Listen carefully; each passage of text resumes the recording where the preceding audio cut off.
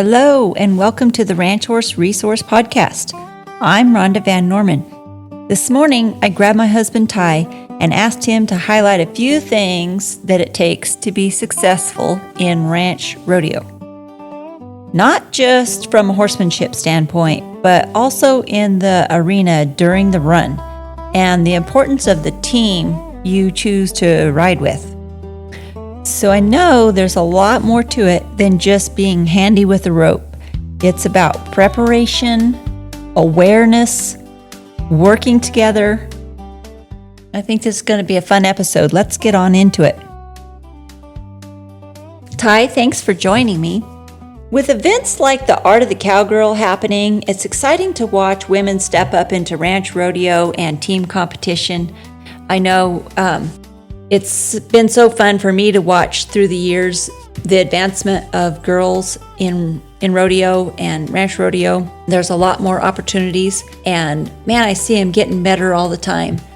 But I thought I would just take a minute and get some of your thoughts on how these girls could work together better and what are some things they could do to prepare their team for success. So we're not going to go over everything, but I'd just like to hit on a couple highlights of some things that go through your mind when you're watching, tips that could be applied really to anybody competing. And I suppose once we get into it, it'll make more sense to how you could apply it to ranch life and your horse as well. I think you hit on it. Just working together is the main thing. I think that all starts when you're making up your team, because if you really need to know your team. So what I'm thinking of is you need to know ahead of time if you're a competitive person, you need to know whether the rest of your teammates are competitive or not, or if they just want. There's nothing wrong with wanting to go and just have fun, but if you're the only competitive person on the team and everybody else wants to have fun, then it's going to be frustrating, and vice versa. If you're the one that wants to have fun on a team that is very competitive, there's more than likely you're going to be the weak link. In that case, it's one of those deals where everybody has to be kind of on the same page, and it really sucks to figure that out after you've already entered and you're riding into the arena. Knowing that ahead of time, that might help dictate how you work well together too. And being able to read the livestock, being able to keep your horse between your hands and legs is going to really improve how you perform at the rodeo, especially when you have multiple animals in arena and there's 4 of you in there, that you have to be more aware. You can't really get tunnel vision, even if you're after one specific animal.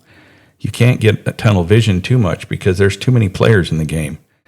It can't be like turning a bunch of Kelpie pups loose that have been locked up for a week on 2 animals and then with nobody there to supervise, because that's when things fall apart and can be dangerous.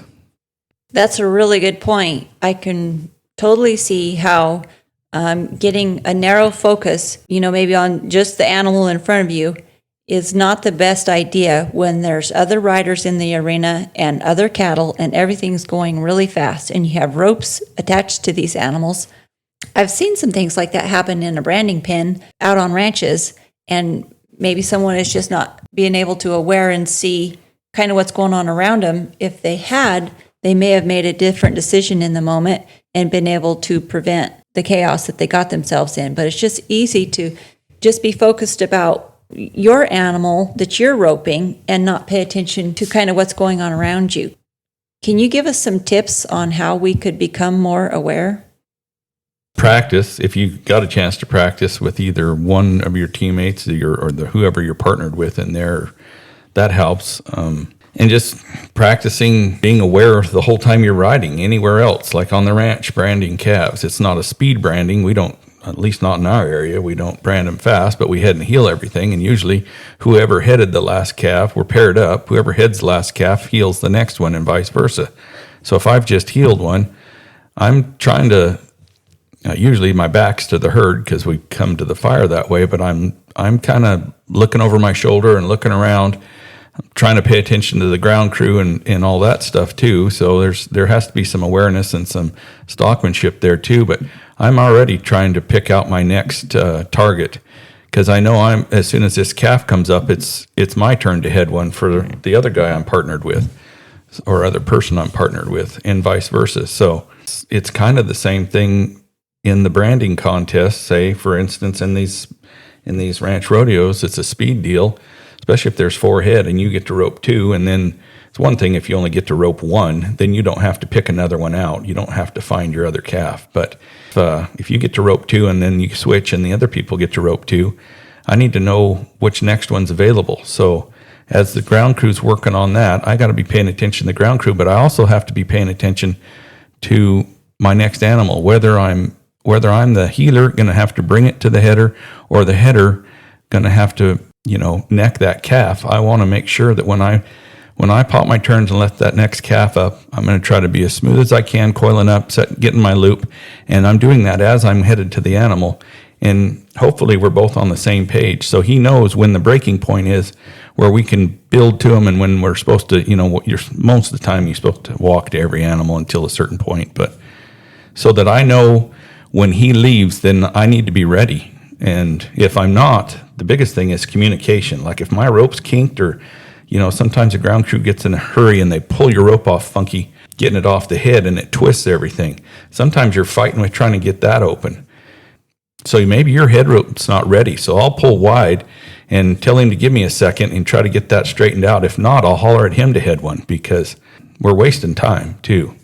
That would be an example of working well together. The healer, whoever's designated to heal, needs to be bringing you the cattle. And as a header, you need to be ready to rope the first one. If you're ready to rope the first one in the right position, your horse is in the right position, your swing's right, if you're ready to rope the first one, the second and third and fourth one are easy to rope. I don't care for roping the last one, but maybe there's a big gap or something. Maybe 2 and 3 were gobbed up, or 1 and 2 were so close together it wasn't a clean shot. But if you're ready to rope the first one, the next 3 are easy to catch.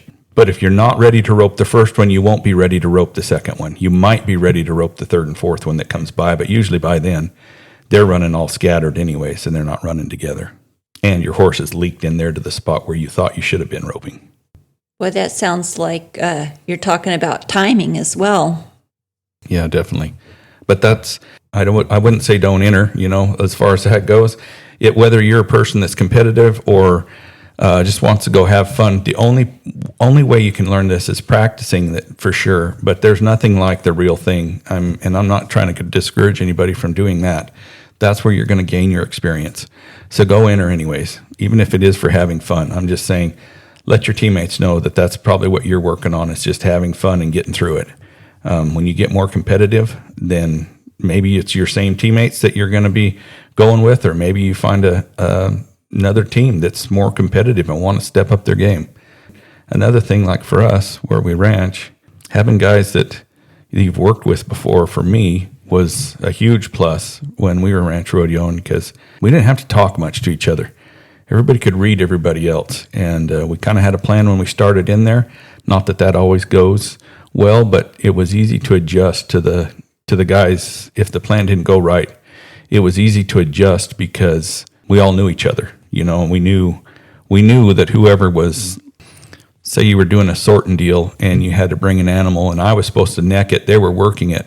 But when it comes out, if it comes out the gate screwed up and they're already there and they can catch it right away, it was automatic that person that was the closest head catch caught it.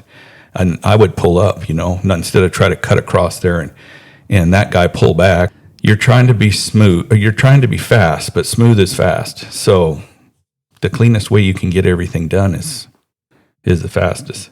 And it's the safest, to be honest with you. So you can do a lot of things fast and smooth, and the run shape up really nice.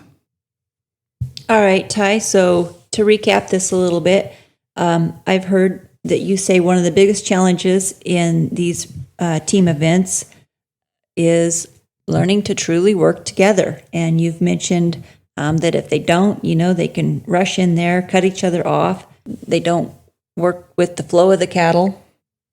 And you also mentioned communication and being aware of your surroundings. That's a lot to put together when things are going fast, but I can see how this all also applies to horsemanship. Can you transfer it to all those principles and how that works with your horse? Yeah. So the more your horse is not capable of staying between your hands and legs, the more chaos is going to ensue in the arena at a higher speed of doing stuff. So, and I'm not saying you have to have a bridle horse to do it. Don't get me wrong there. It doesn't have to be some finished NRCHA horse to go do it.